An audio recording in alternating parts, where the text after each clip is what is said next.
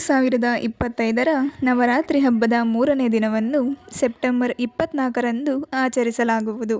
ನವರಾತ್ರಿ ಹಬ್ಬದ 3ನೇ ದಿನದಂದು ತಾಯಿ ಚಂದ್ರಘಂಟಾ ದೇವಿಯನ್ನು ಪೂಜಿಸಲಾಗುತ್ತದೆ. ಈಕೆಯು ಗಾಢ ನೀಲಿ ಬಣ್ಣವನ್ನು ಇಷ್ಟಪಡುವುದರಿಂದ ಈ ದಿನದಂದು ನೀಲಿ ಬಣ್ಣದ ಬಟ್ಟೆಯನ್ನು ಧರಿಸಿ ಪೂಜೆಯನ್ನು ಮಾಡಬೇಕು. ಈ ನೀಲಿ ಬಣ್ಣದ ಬಟ್ಟೆಯು ಇದು ಶಾಂತತೆ ಮತ್ತು ಪ್ರಶಾಂತತೆಗೆ ಸಂಬಂಧಿಸಿದ ಬಣ್ಣವಾಗಿದೆ. ಪೂಜಾ ವಿಧಾನ: ಭಕ್ತರು ಬೆಳಗಿನ ಜಾವ ಸ್ನಾನ ಮಾಡಿ ದಿನವನ್ನು ಪ್ರಾರಂಭಿಸಬೇಕು.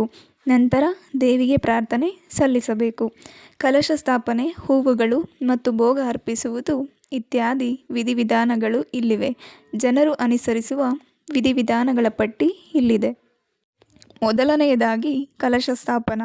ಭಕ್ತರು ದೈವಿಕ ಶಕ್ತಿಯನ್ನು ಸಂಕೇತಿಸುವ ಪವಿತ್ರ ಪಾತ್ರೆ ಅಂದರೆ ಕಲಶವನ್ನು ಇಡಬೇಕು. ನಂತರ ದೇವಿಯ ಆವಾಹನೆ. ಸ್ಥಾಪನೆಯ ನಂತರ ಭಕ್ತರು ಮಂತ್ರಗಳನ್ನು ಪಠಿಸುತ್ತಾರೆ ಮತ್ತು ಭಕ್ತಿಗೀತೆಗಳು ಮತ್ತು ದುರ್ಗಾ ಸಪ್ತಶತಿಯಂತಹ ಸ್ತೋತ್ರಗಳನ್ನು ಪಠಿಸುತ್ತಾರೆ. ಅನಂತರ ಹೂವುಗಳು ಮತ್ತು ಭೋಗ ಅಂದರೆ ಜನರು ದೇವರಿಗೆ ಮಲ್ಲಿಗೆ ಹೂವುಗಳು, ಹಣ್ಣುಗಳು, ಹಾಲು, ಸಿಹಿ ತಿಂಡಿಗಳು ಮತ್ತು ಖೀರ್ಗಳನ್ನು ಅರ್ಪಿಸುತ್ತಾರೆ. ಅನಂತರ ಆರತಿ.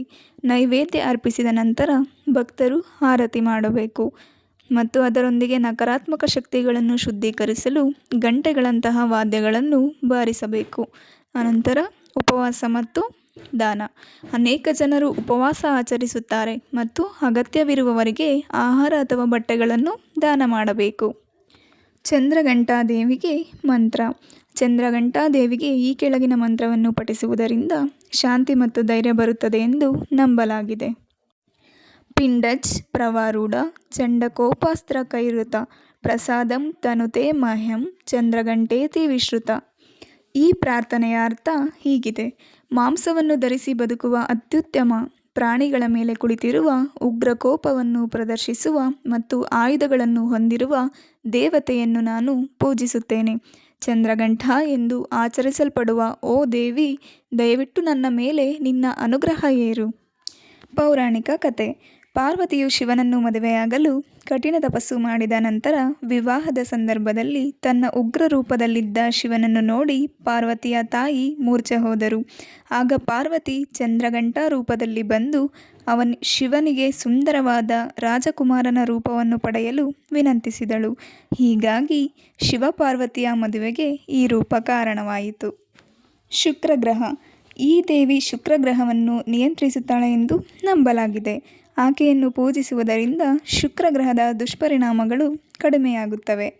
ನಾವು ಪೂಜೆ ಮಾಡೋದ್ರಿಂದ ಏನಾದರೂ ಫಲ ಇರಲೇಬೇಕಲ್ವಾ? ಚಂದ್ರಘಂಟಾ ದೇವಿಯನ್ನು ಪೂಜಿಸುವುದರಿಂದ ಭಕ್ತರಿಗೆ ಧೈರ್ಯ, ಶೌರ್ಯ ಮತ್ತು ಶಕ್ತಿ ಹೆಚ್ಚುತ್ತದೆ. ಭಕ್ತರ ಪಾಪಗಳು, ಸಂಕಟಗಳು ಮತ್ತು ಮಾನಸಿಕ ಕ್ಲೇಶಗಳು ನಿವಾರಣೆಯಾಗುತ್ತವೆ. ಜೀವನದಲ್ಲಿ ಎದುರಾಗುವ ತೊಂದರೆಗಳನ್ನು ನಿವಾರಿಸಲು ಮತ್ತು ಯಶಸ್ಸಿನ ಹಾದಿ ಪಡೆಯಲು ಈಕೆಯನ್ನು ಆರಾಧಿಸುತ್ತಾರೆ. Thank you for watching.